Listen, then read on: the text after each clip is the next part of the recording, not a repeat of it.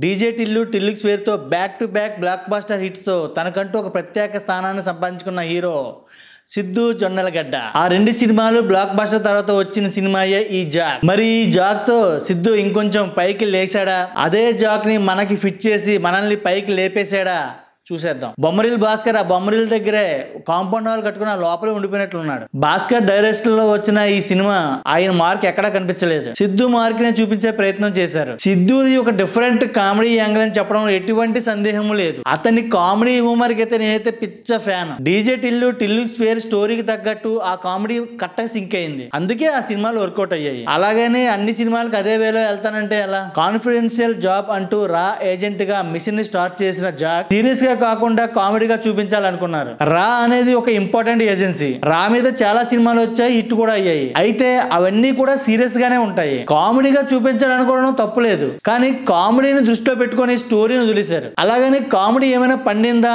అంటే అక్కడక్కడ పండింది, ఫుల్ గా అయితే వర్కౌట్ కాలేదు. ఒక సీరియస్ టాపిక్ ని కామెడీగా చూపించాలనుకున్నప్పుడు చాలా కేర్ తీసుకోవాలి, కానీ ఇక్కడ అదే మిస్ అయింది. స్టోరీలో స్టఫ్ లేదు, పోనీ స్క్రీన్ పై ఏమైనా హెల్ప్ అయిందా అంటే అది కూడా లేదు.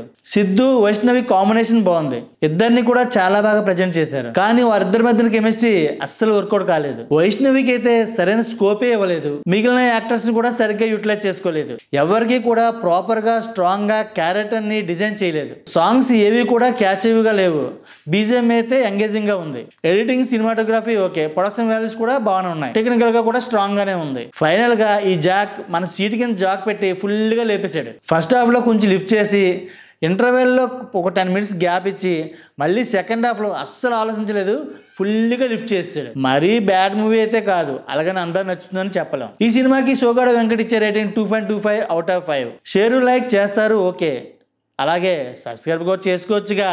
Thank you for watching.